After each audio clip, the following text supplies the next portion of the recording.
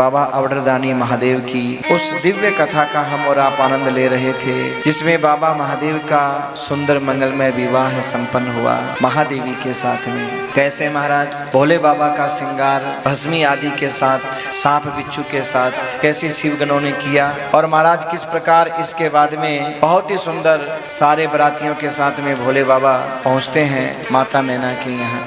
और देखो आगे आगे देवता लोग, पीछे पीछे भोले बाबा की बारात। जस दुल्हा तस बनी बराता, जैसा दुल्हा वैसी बारात। क्योंकि भगवान नारायण ने देवताओं से कहा, देवताओं बोले क्या हुआ?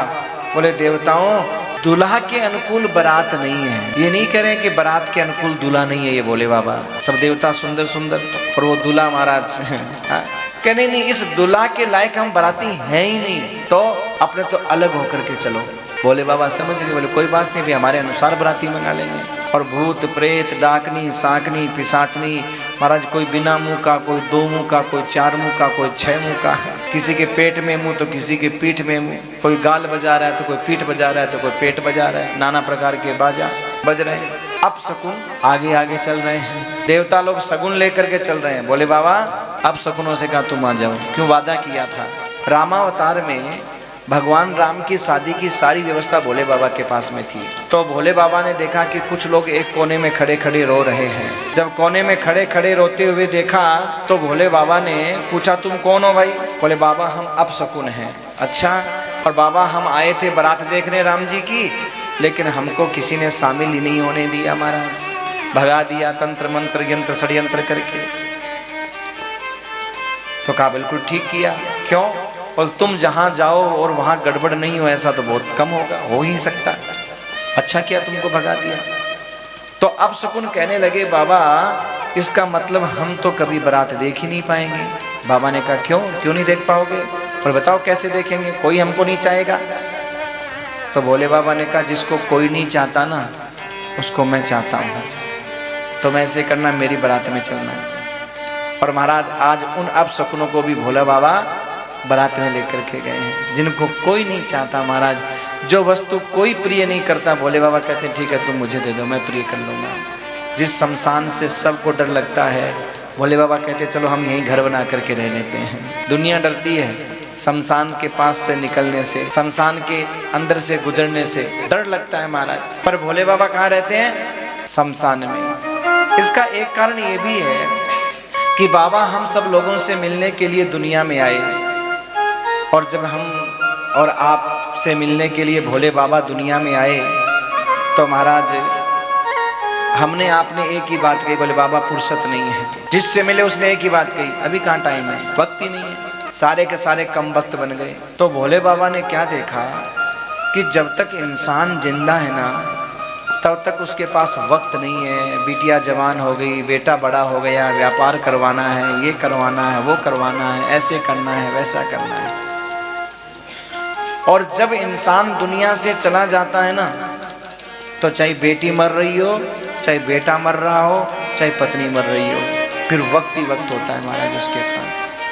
तो भोले बाबा ने मन में सोचा कि जब तक इंसान दुनिया में है जब तक उसके पास कोई वक्त नहीं है, कम वक्त ही रहता है।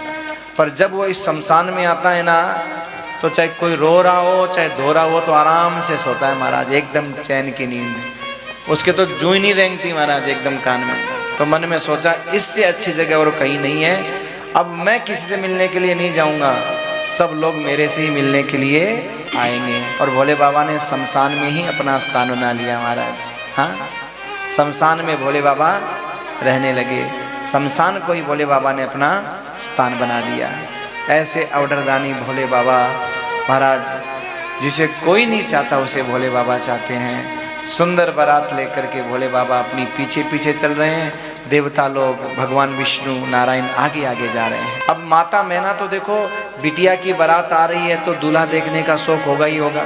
दूल्हा देखने के लिए तो माताएं महाराज चाहे कितने भी करोड़पति घर की क्यों ना हो, हाँ 4 किलोमीटर पैदल चल के चली जाए महाराज, चाहे पैरों में कितना ही दर्द हो, दूल्हा देखने का बड़ा शौक होता है माताओं को। 4 किलोमीटर पैदल चली जाए और मंदिर जाना हो तो बोले पैदल नहीं जाया जाएगा, थोड़ा दूर है, रिक्शा पकड़ लेते हैं। और दूल्हा देखना हो बोले साधन नहीं है जाने का, बोले तो क्या हुआ पैदल चले जाएंगे देखने के लिए। तो सजनों माता मैना भी दूल्हा देखने के लिए आई, और जब माता मैना दूल्हा देखने के लिए आई तो महाराज बाराती निकल रहे थे, सबसे पहले इंद्र को देखा और कहा, अरे ये हैं दूल्हा। नारद जी बगल में खड़े थे, बोले ना ना ये नहीं है। नारायण को देखा, ये है दूल्हा।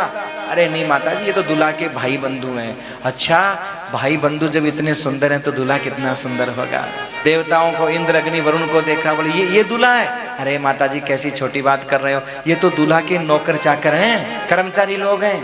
अरे मेरी बिटिया का दूल्हा ऐसे सुंदर सुंदर कर्मचारी रखता है, तो जब इतने सुंदर कर्मचारी रखता है तो मेरी बेटी का दूल्हा कैसे होगा, कितना सुंदर होगा। नारद जी आपने तो मेरी बेटी का भाग्य ही खोल दिया, इतना धन्यवाद दूं आपको। नारद जी बोले माता जी, नारद जी बगल में खड़े थे, बोले माता जी जब दूल्हा देखने के बाद भी आप यही बात बोलो तब मैं मानूं कि नहीं नहीं, तब भी मैं यही बोलूंगी। और महाराज इसके बाद में धीरे धीरे जब देखा कि अब असली दूल्हा आने वाला है तो नारद बाबा बोले मैं चलूं माता जी। कि नहीं नहीं नहीं, आप तो दूल्हा आ जाए उसके बाद ही जाना। बोले नहीं नहीं माता जी, बाद में नहीं। मन में सोचे बाद में आप जाने ही नहीं दोगे, पहले रवाना बोलो ठीक रहेगा। और नारद जी महाराज पहले रवाना बोलिए। अब महाराज माता मैना आरती लेकर के सखियों के साथ में खड़ी हुई हैं।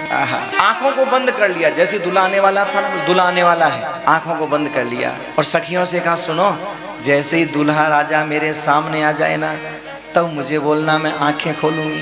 कहा ठीक है। माता मैंने ना तो हाथ में आरती ले रखी, आंखें बंद कर ली, सखियों ने आंखें खोल रखी है। पर जैसे ही दूल्हा पास में पहुंचा, सखियां तो बेहोश हो गई महाराज, सारी की सारी, बताने के लायक ही नहीं, बेहोश हो गई। बोले बाबा सामने जाकर के बोले माता जी, सहेलियों से पूछे दूल्हा आ गया क्या? अरे दूल्हा आ गया। अब कोई हो तो बोले ना, तो बेहोश पड़ी है।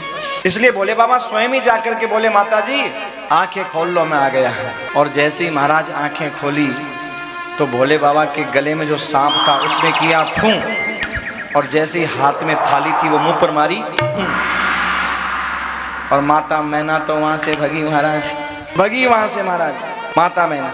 कहा तो आरती गोस्वामी जी महाराज कहते हैं, मैना शुभ आरती संवारी, मैना शुभ आरती संवारी, संग सुमंगल गावहि नारी, संग सुमंगल गावहि नारी, मैना शुभ आरती संवारी, मैना शुभ आरती संवारी, मैना शुभ आरती संवारी, मैना शुभ आरती संवारी, मैना शुभ।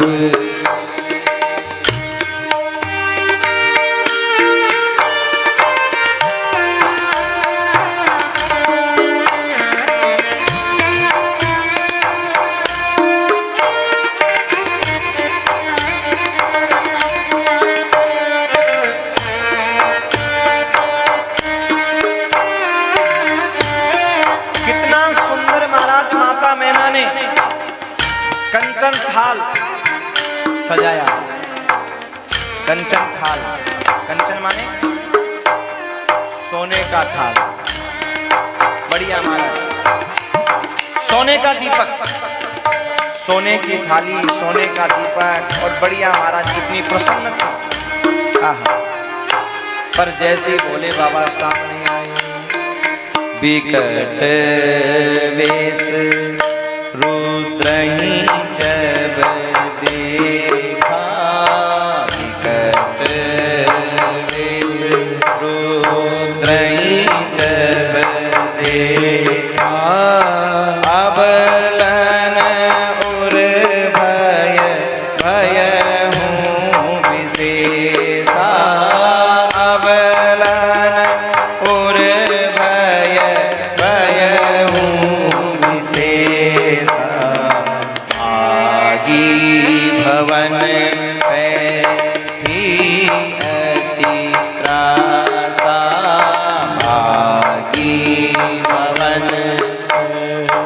ही अति त्रासा, गए महेशु जहाँ जनवासा, गए महेशु जहाँ जनवासा। महाराज माता मैना ने विकट वेश रुद्रही जब देखा, भोले बाबा का वह विकट रूप देखा और सांप ने किया फूं और थाली मारी मुंह पर यूं, और महाराज वहां से भागी। और गोद में मैना अपनी बिटिया को लेके बोली कुएं में कूद जाऊं लेकिन इन्हें नहीं दूं महाराज, कुएं में कूद जाऊं बेटी को लेके, मार दूं जहर दूं, पर ऐसे वर को मैं कभी नहीं वरने दूं। इधर भोले बाबा के साथ वाले बोले बाबा लौट चलो। क्यों लौट चले?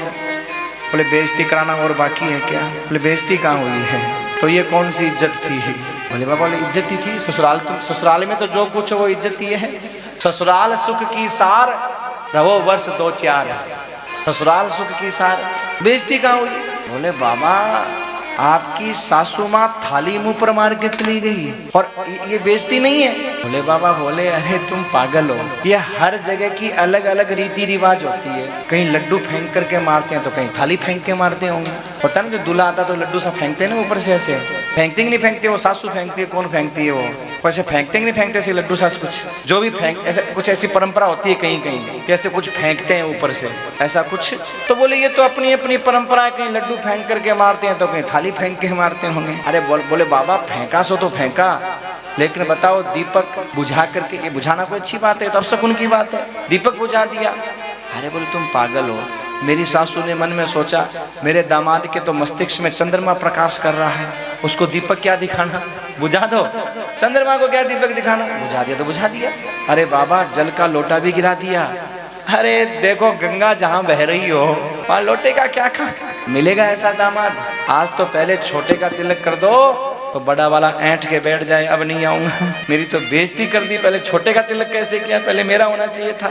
एक तिलक मात्र से महाराज दामाद नाराज हो जाता है। और यहाँ तो देखो थाली मुंह के ऊपर फेंक दी, फिर भी भोले बाबा कहते हैं नहीं, ये ससुराल वालों की अपनी परंपरा है, नहीं नहीं भैया ऐसे नहीं जाएंगे। अब जन्माशय जहाँ पर वो बारात ठहराने की व्यवस्था थी ना, अब सब उधर चल दिए। इधर सजनों स्वागत करने वाले भी एक से एक बढ़ करके, वो कह मैं जाऊं, वो कह मैं जाऊं।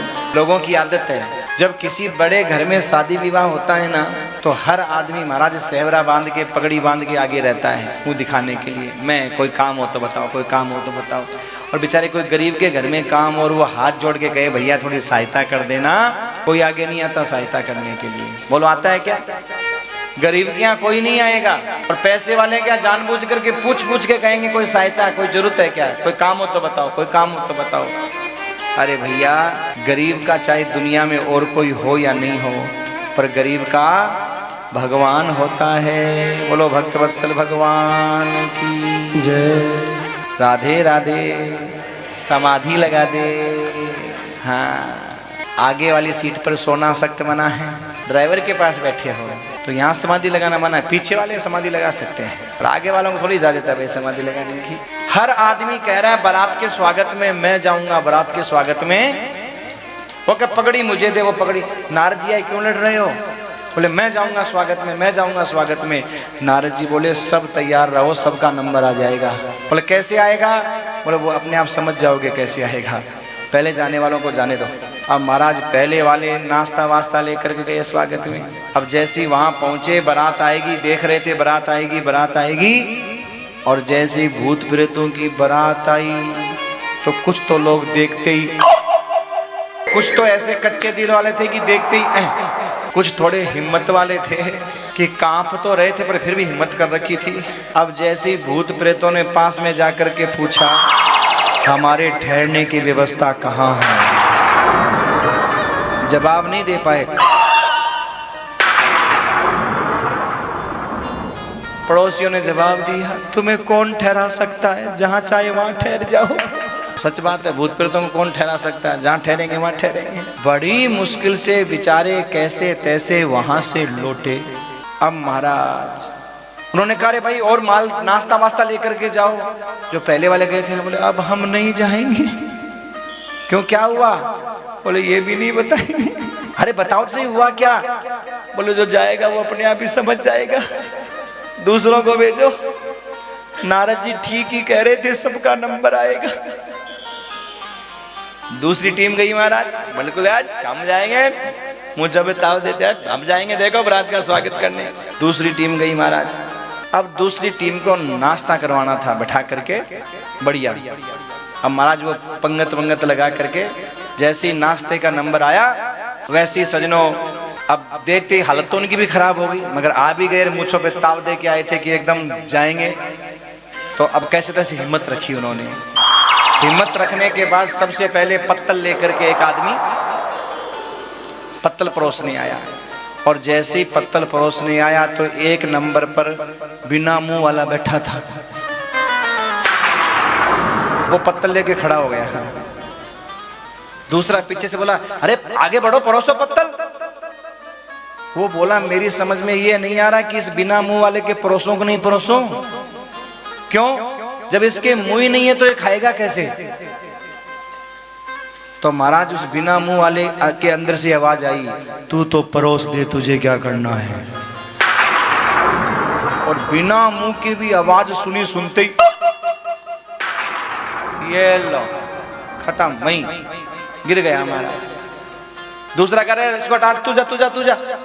अब दूसरा आदमी पत्तल लेके गया, अब वो भी खड़ा हो गया। अब वो क्यों खड़ा हो गया?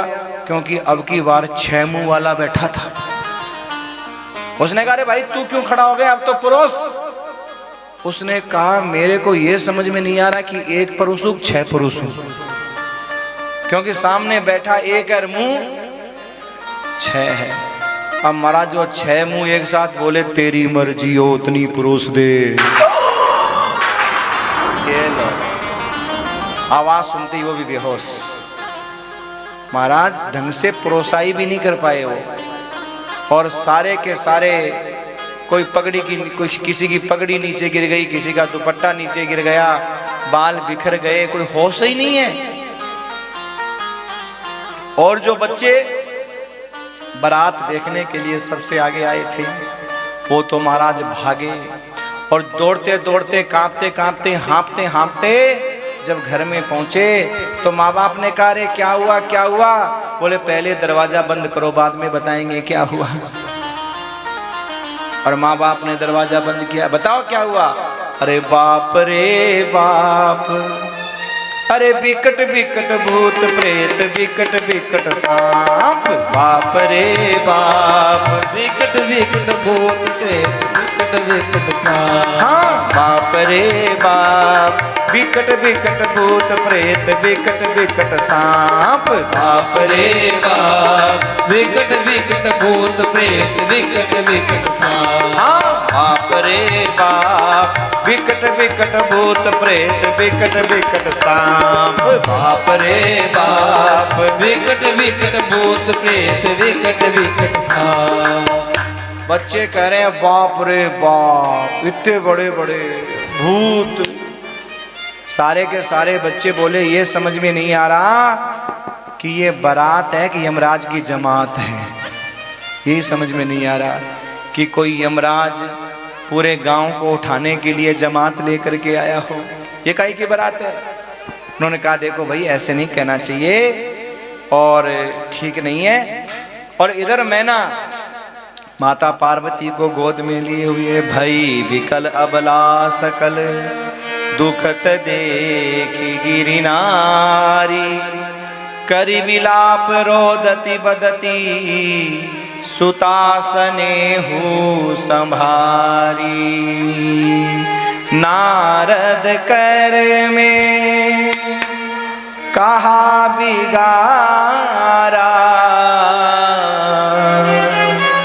भवन मोर जिन बसत उजारा।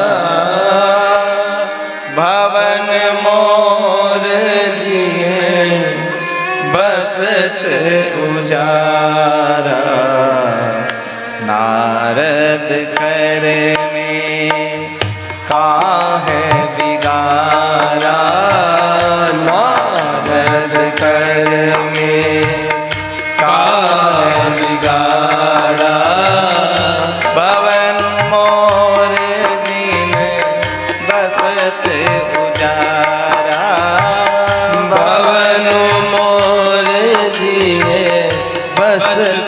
उजाड़ा। अस उपदेश उमई जिन दीना, अस उपदेशु उपजी दीना।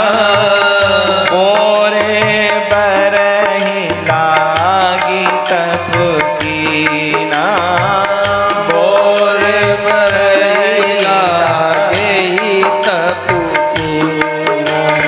ओरे बरहि लागी तप कीना, बोरे बरहि लागे तप कीना। नारद करवे काहे बिगारा, भवन मोर जीने बसत उजारा। माता मैना कहती है, अरे नारद, मैंने तेरा क्या बिगाड़ा था?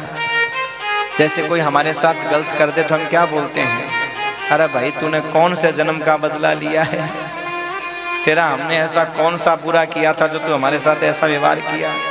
ऐसा ही बोलते हैं ना। माता मैना भी यही बोल रही है, नारद मैंने तेरा ऐसा क्या बिगाड़ा था? अरे ऐसा क्या कौन सा बैर था जो तूने मेरी बेटी के साथ निकाला? अरे हमारे साथ निकाल लेता, दुश्मनी निकालनी थी। हाँ? ऐसा वर बताया। और महाराज मन ही मन बहुत दुखी हो गई।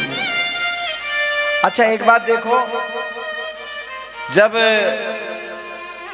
नारद जी को माता दोष देने लगी तो माता उमा की भक्ति देखो, गुरु भक्ति। माता पार्वती जब देखा कि मेरे गुरुजी के लिए उल्टा सीधा बोल रहे हैं तो माता उमा बीच में बोल पड़ी, माँ आप नारद जी को दोष मत दो, मत दो दोष। क्यों? कर्म लिखा जो बावरु नाहूं,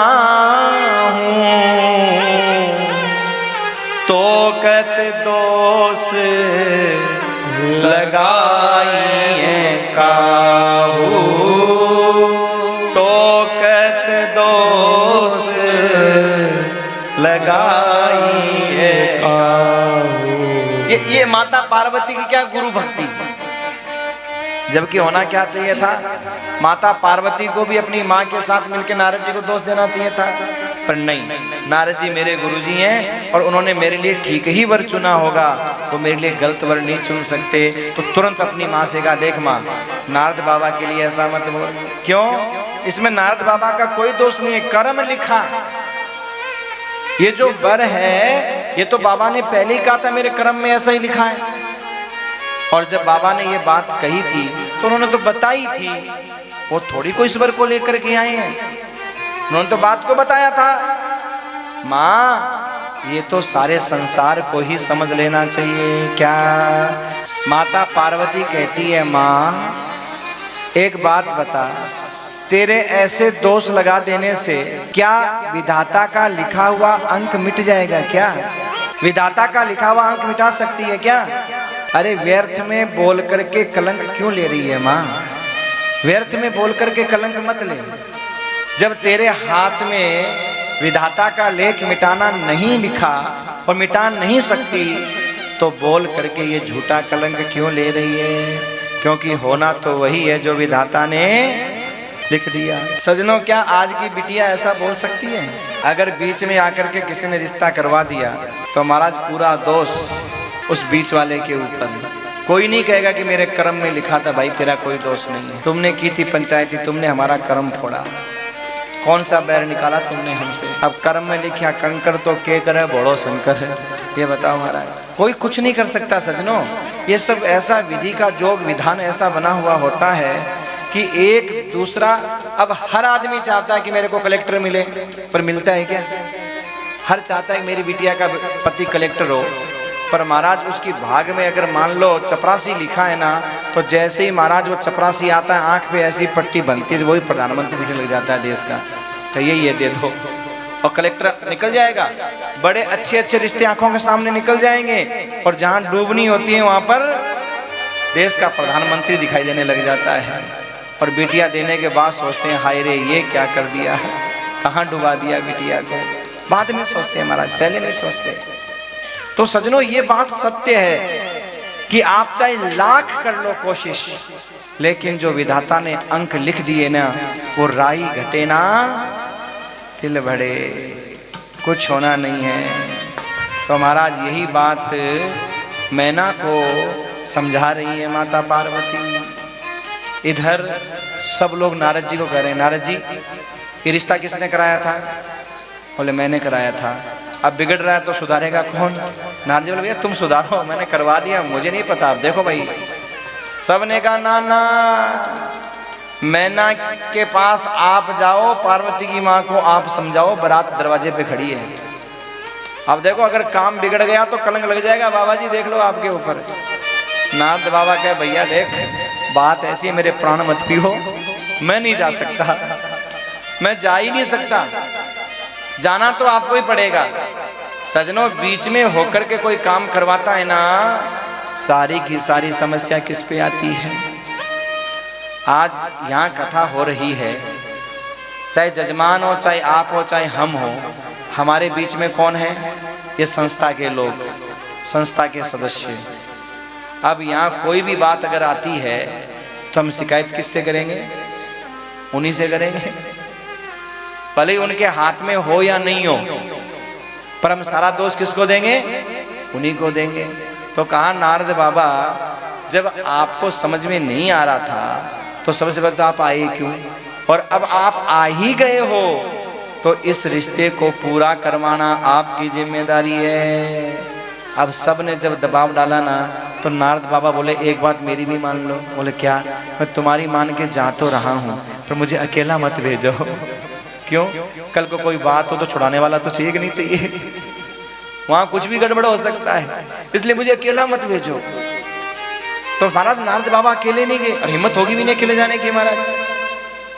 तो गोस्वामी जी महाराज कहते हैं कि उसी समय नारद बाबा अकेले नहीं, सप्त ऋषियों के साथ माता मैना के पास आए, सप्त ऋषियों को साथ में लेकर के आए।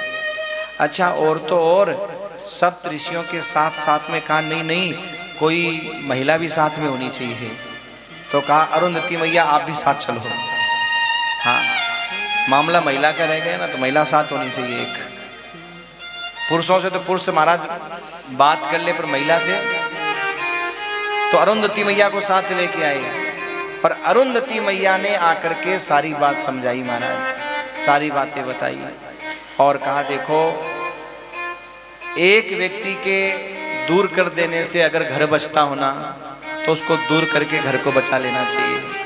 एक घर को दूर करने से अगर पूरा गांव बचता होना तो उस घर को हटा देना चाहिए, और एक गांव को नष्ट करने से अगर पूरा जिला बचता होना तो फिर उस गांव को नष्ट कर देना चाहिए। एक जिले को नष्ट करने से प्रदेश बचता होना तो उस जिले को नष्ट कर देना चाहिए, और अगर एक प्रदेश को नष्ट करने से पूरा देश बचता होना तो पूरे प्रदेश को नष्ट कर देना चाहिए, और एक देश को समाप्त करने से अगर पूरा विश्व में शांति होती हो ना तो महाराज उस पे महाराज तुरंत बम डाल के उसे खत्म कर देना चाहिए। हाँ ये नीति का उपदेश है। और उदाहरण दिया महाराज अनन्य का।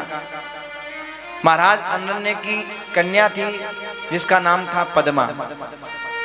एक पिपलाद नाम के महात्मा महाराज अनन्य के पास में गए और महाराज कहा कि अपनी बिटिया से हमारा विवाह कराओ। अब महात्मा वृद्ध थे, तपस्वी थे। राजा ने मन में सोचा क्या करूं, तो अरुंधति माता बोली कि जो सलाह मैं आपको दे रही हूं ना मैना जी, वही सलाह उनके मंत्रियों ने दी कि एक कन्या के पीछे अपने राज्य को नष्ट मत करो, महात्मा के साथ विवाह कर दो, नहीं तो ये अपनी शक्ति से पूरे राज्य को भस्म कर देंगे। और महाराज उस कन्या के साथ में विवाह है संपन्न हो गया। उस कन्या को लेकर के महात्मा जंगल में चले गए। एक दिन की बात है, धर्म ने आकर के परीक्षा ली कि देखे तो सही ये कन्या मन से रहती है या बिना मन के रहती है। तो सुंदर स्वरूप बना करके उस कन्या से कहा, देवी क्यों बूढ़े महात्मा के चक्कर में पड़ी हो? तो मेरे साथ में चलो, राजमहलों में राज करोगी। अब आज की होती तो चली जाती, पर उसने कहा नहीं, भला है बुरा है जैसा भी है मेरा पति मेरा। ये पुराने जमाने की बातें हैं, जब ऐसे कहा करती थी। आज की थोड़ी ऐसी कुछ बोलती है। हाँ, ये पुरानी माताएं थीं जो ये कहती थी भला है बुरा है कैसा भी है मेरा पति मेरा देवता है। भले ही एक डायलॉग तो सभी मारा करती हैं, कौन सा हाथ तो मैं हूं जो निभा दी, दूसरी होती तो छोड़ के चली जाती। ये तो माताएं जरूर बोलती हैं पुरानी वाली, पर छोड़ करके आज तक कोई नहीं गई, सब साथ की साथ में रही, कोई नहीं छोड़ करके गई। बोलती सब है, कोई दूसरी होती तो छोड़ के चली जाती, छोड़ करके कोई नहीं गई।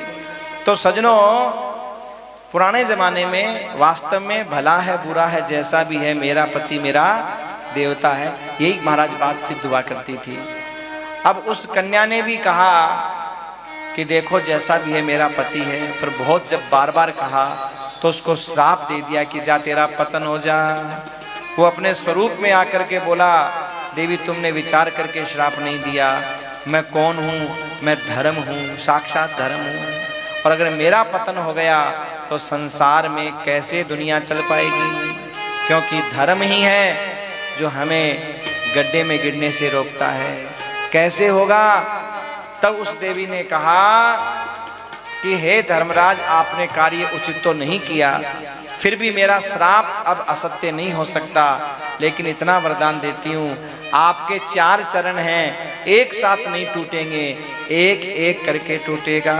तो सतयुग में धर्म के 4 चरण, त्रेता में 3, द्वापर में 2 और कलयुग में 1।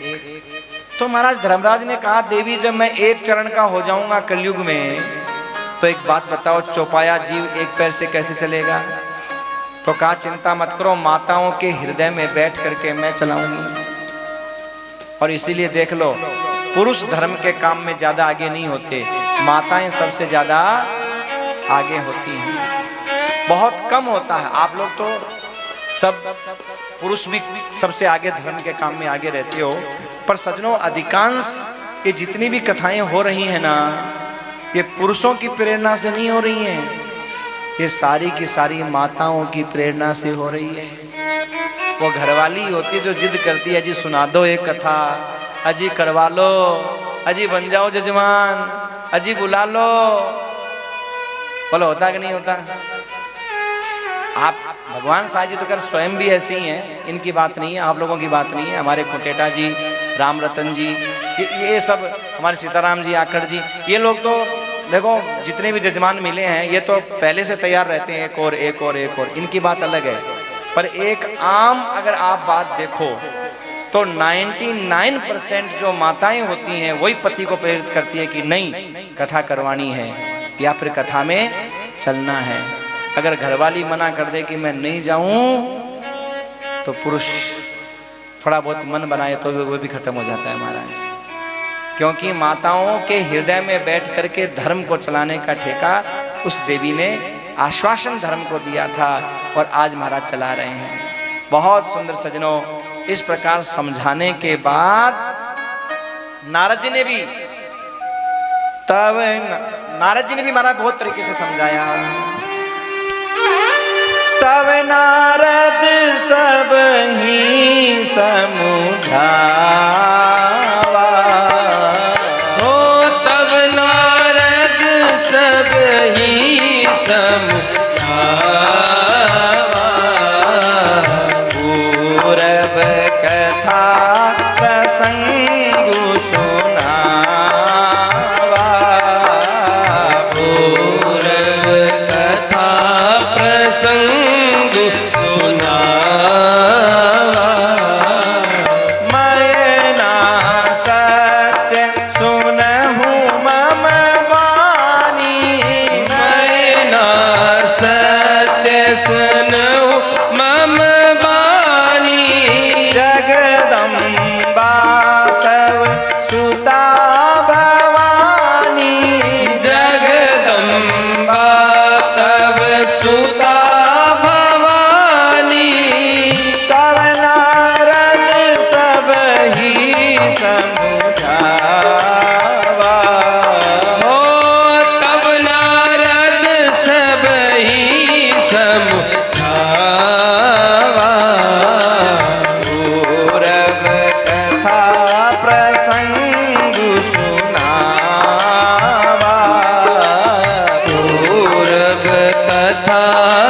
प्रसंग सुना सिया राम। तब महाराज नारद जी ने पूरा विस्तार से पूर्व जन्म का जो इनका चरित्र था सब बताया। तब मैना ने कहा कि आपने ये बात मुझे पहले क्यों नहीं बोली कि जगदम्बा भवानी है, ये ऐसा वैसा। बोले माता जी मैंने बोला तो पहले भी था पर आप समझे नहीं। क्या बोला था? यही कह शिव तज दूसर नाही। कहा था ना, यद्यपि वर अनेक जग माही। जब उन्होंने कहा था कि महाराज को दूसरा वर बताओ, दूसरा घर बताओ, ये क्या बाबा जी बता दिया आपने अपना जैसा ही है। पर होता ये भी है, इंसान अपने जैसा ही बताता है और उसके संपर्क में वैसे ही होते हैं महाराज, जैसा स्वयं वैसे उसके संपर्क वाले। तब महाराज ये बात नारद जी ने वहां पीछे प्रसंग में कही थी, आपने सुना हो कि यद्यपि वर अनेक जग माही, यही कह शिव तजी दूसर नहीं। भले ही वर अनेकों हो दुनिया के अंदर, पर इसके लिए तो शिव के अलावा कोई दूसरा वर नहीं है।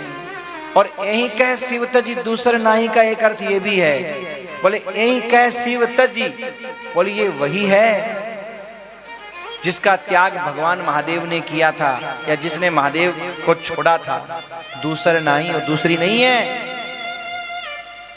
पर समझ उस समय माता मैना की नहीं आई, पर आज आई है। और महाराज फिर क्या कहना, जब ये सब बातें हो गई तब मैना ही मुवंत आनंदे, तब मैना ही मुवंत आनंदे, पुनि पुनि पार्वती बद बंदे, पुनि पुनि पार्वती बंदे सिया राम। माता मैना और महाराज हिमालय राज बड़े प्रसन्न हो गए, बार बार वंदन किया नारद जी को भी और उस भवानी जगत जननी को भी बार बार वंदन किया, बार बार नमन किया, अपने आप को धन्य। और महाराज विविध भांति बैठी जेव नारा। अब देखो राम जी के यहाँ तो सबसे पहले पानी ग्रहण संस्कार हुआ, फिर जेवनार हुई, जीवन हुआ। और यहाँ गोस्वामी जी उल्टा कर रहे हैं, पहले क्या हो रहा है? भोजन। क्यों? बोले भैया बाद का कोई पता नहीं है, अभी तो दुल्हन की माई नटी थी, कहीं बाप नट जाए तो बाद में, और छोड़ो कहीं दुल्हन ही नाराज हो जाए तो।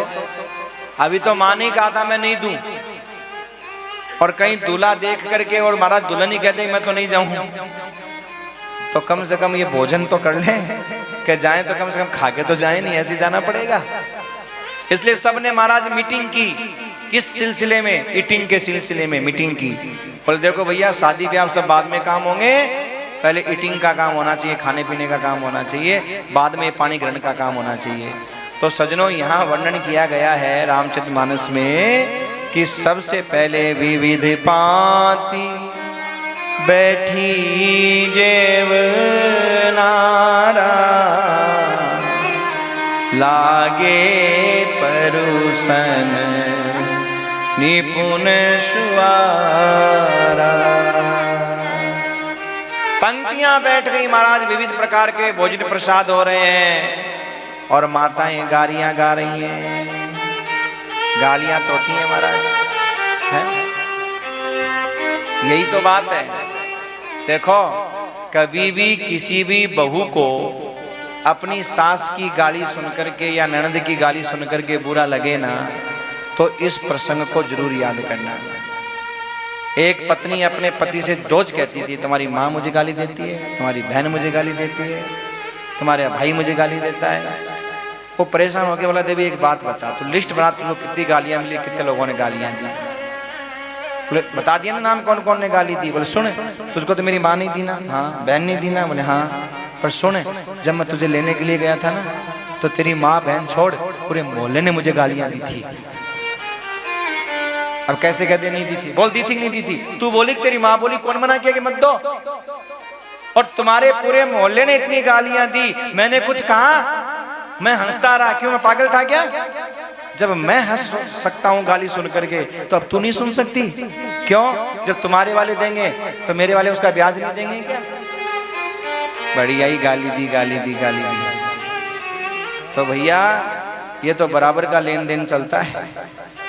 जब लड़की वालों ने कुछ न कुछ दिया तो लड़के वाले भी देंगे कि नहीं देंगे?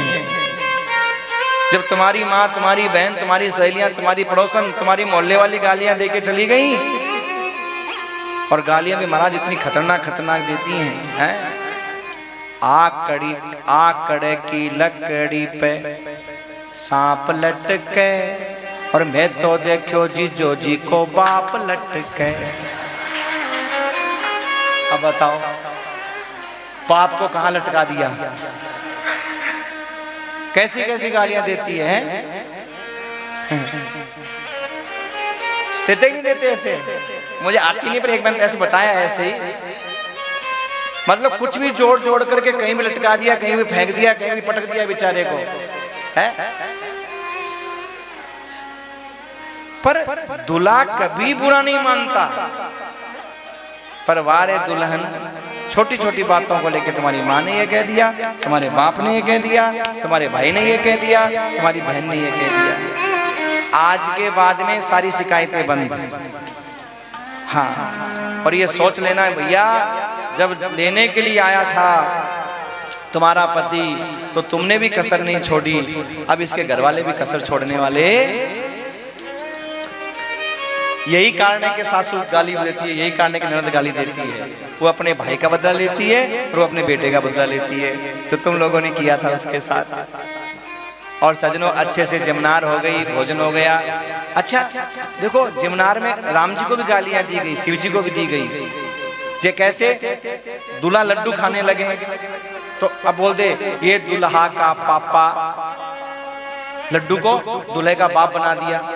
अब खा जाए तो लो अपने बाप को खा गया, नहीं खाए तो समस्या, रख दे महाराज। अब जैसे रसगुल्ला बोले ये दूल्हे की माँ, ऐसे अब क्या करे बेचारा दूल्हा, खाए या छोड़े उसको? वो खा ही नहीं सकता।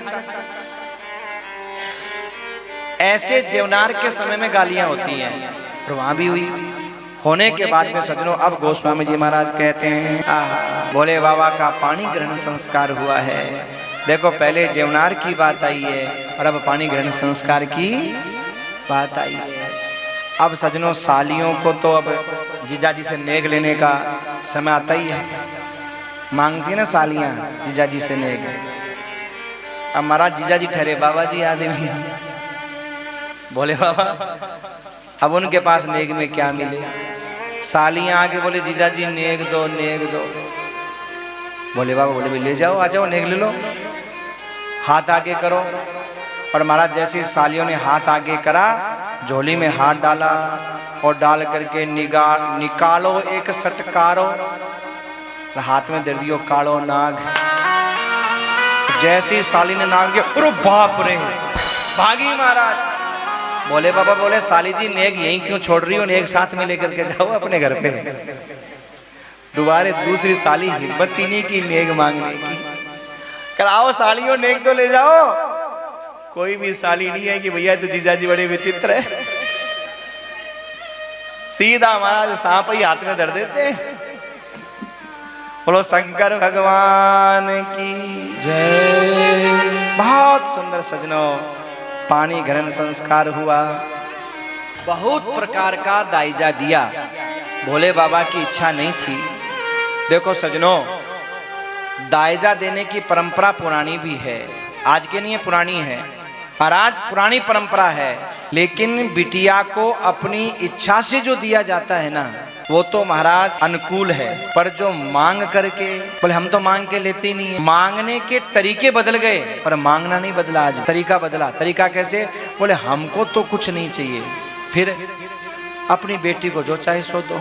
बोलते कि नहीं बोलते? क्यों? बेटी अपने बाप के लेके जाती है क्या? बेटी बाप के लेके जाती है क्या? तरीके बदल गए। अच्छा, कई लोग क्या कहते हैं, वैसे हमें कुछ नहीं चाहिए पर रीत का रायता कुछ तो।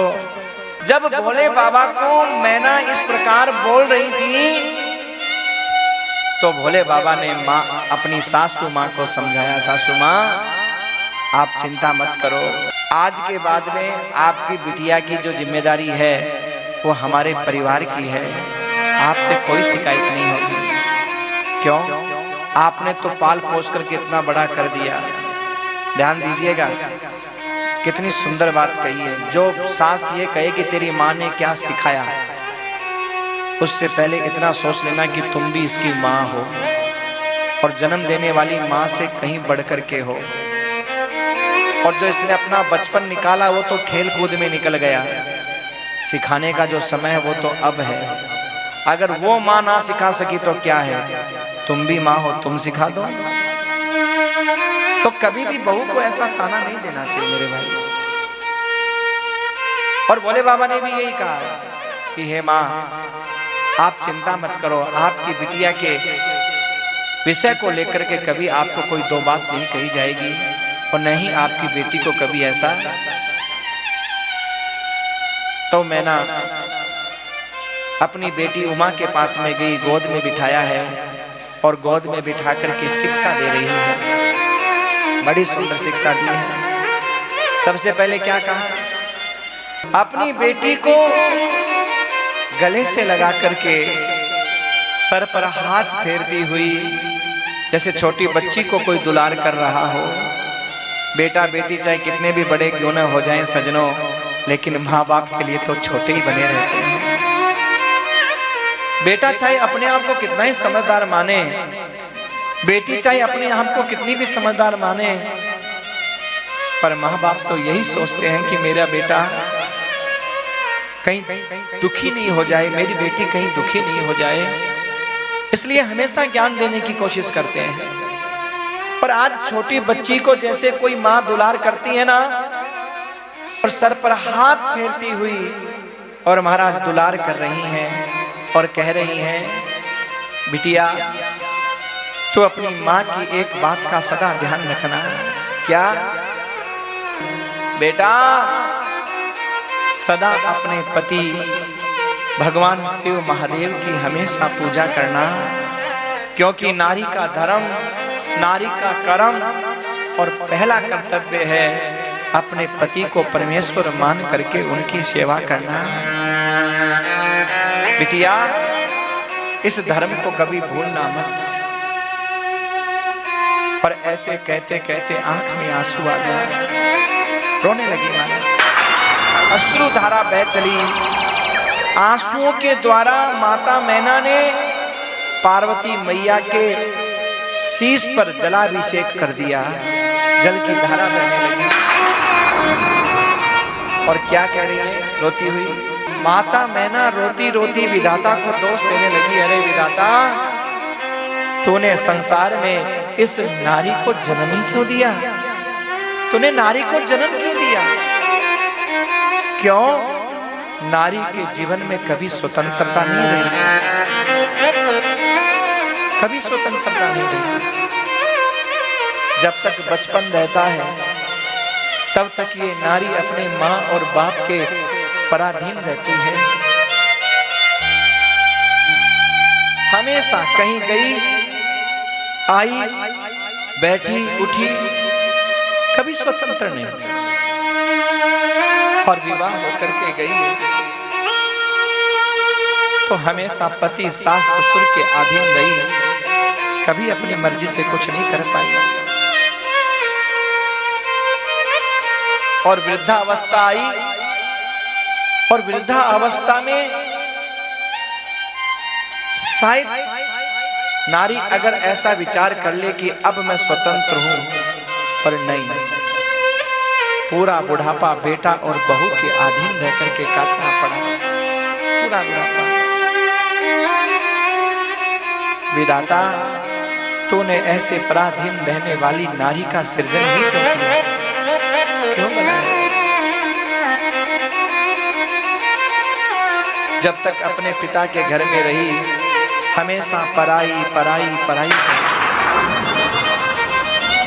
हमेशा पराया धन है, पराया धन है, पराया धन है।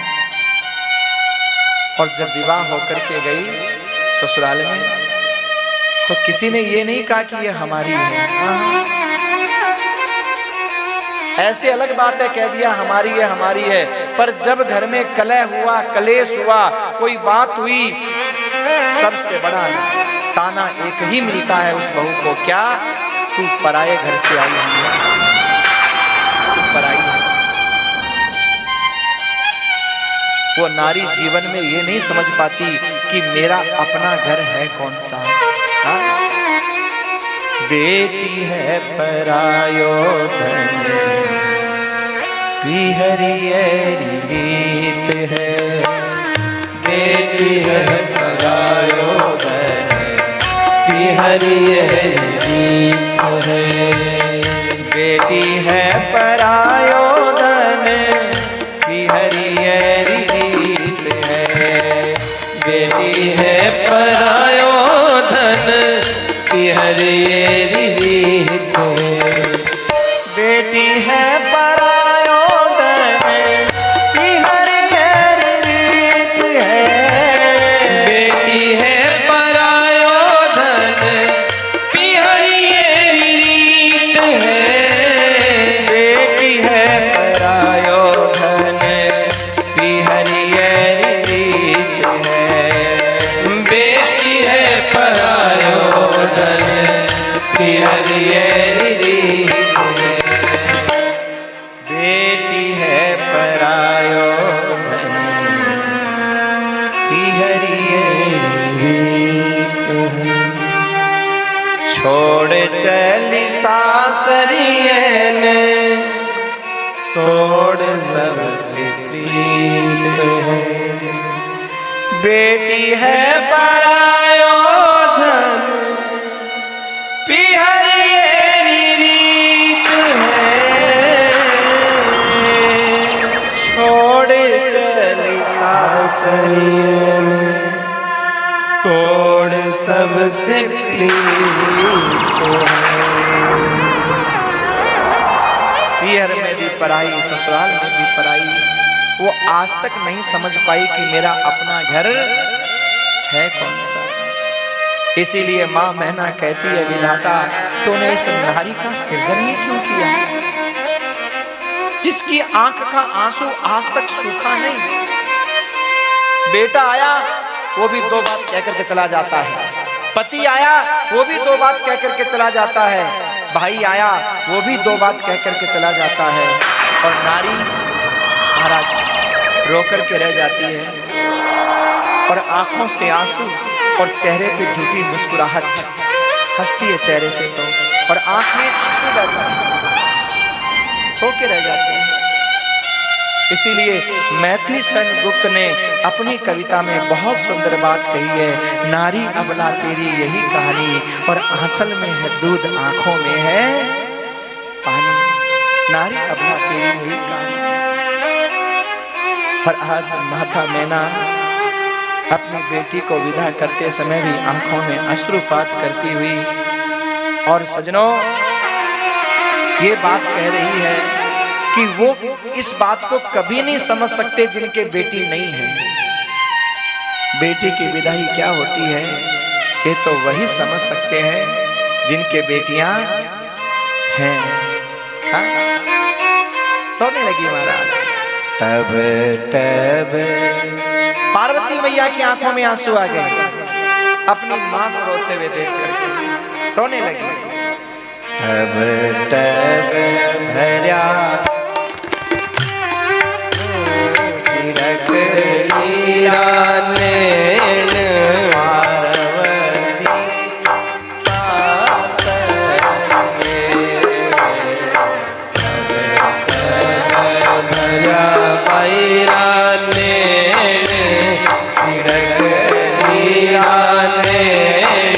जगदम्बा चाली सासरिये। तब तब भर्या पैरा नैन, छिड़क लिया नैन, घूमा तो चाली सासरिये।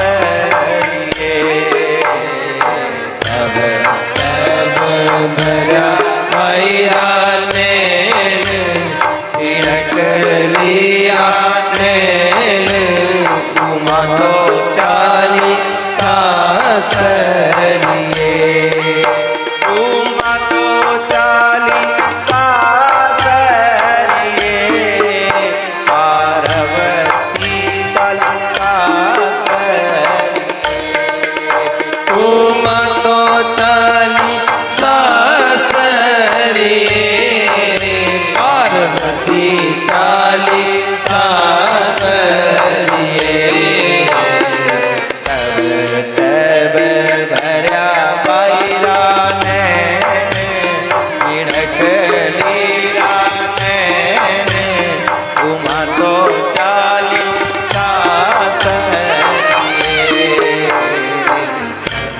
तब भर्या बाईरा नैन, झिड़क लीरा नैन, उमा तो चाली सासरिए। विदाई का वो अवसर आया जब डोली में बैठ करके माँ उमा आज विदा हो रही है और माँ मैना उनको विदा दे रही है, विदा कर रही है। और सजनों, हिमालय राज अपनी बिटिया को गले लगा करके जब बिठाते हैं तो आंखों से अश्रु धार बहाते हुए हिमालय राज डोली के पीछे पीछे चल देते हैं। मन तो करता है डोली को यहीं ठहरा दूं, यहीं रोक लूं, लेकिन सजनों डोली को रोक पाना इतना आसान थोड़ी होता है। इस रीत को आज तक कोई बदल नहीं पाया। राजा महाराजा, बड़े बड़े सेठ, बड़े बड़े साहूकार, बड़े बड़े धनवान, कोई भी आज तक इस रीत को बदल नहीं पाया। हिमालय राज साथ साथ में चल रहे हैं और महाराज बार बार भोले बाबा कह रहे हैं कि बस बस आप लौट जाओ, बस बस आप लौट जाओ, लेकिन लौटने का मन ही नहीं करता। और महाराज लौटना तो था ही। जब हिमालय राज रुके, डोली आगे चली, और डोली जब आगे चली तो सजनों हिमालय राज जब तक तो खड़े रहे जब तक डोली दिखाई देती रही, और जैसे ही डोली दिखना बंद हुआ घुटने टेक करके बैठ गए रोने। माता मैना समझा रही है कि स्वामी, अगर आप ही धीरज धारण नहीं करोगे तो फिर हमें कौन समझाएगा, हमें कौन संभालेगा। सजनों, बेटी की विदाई का वो क्षण बड़ा विचित्र होता है। पत्थर से पत्थर हृदय पिता भी इस क्षण को, इस समय को, इस स्थिति को संभाल नहीं पाते महाराज। पर बेटी तो विदा करनी पड़ती है। उमा विदा हुई है। पुनी पुनी मिलती परती गई चरना,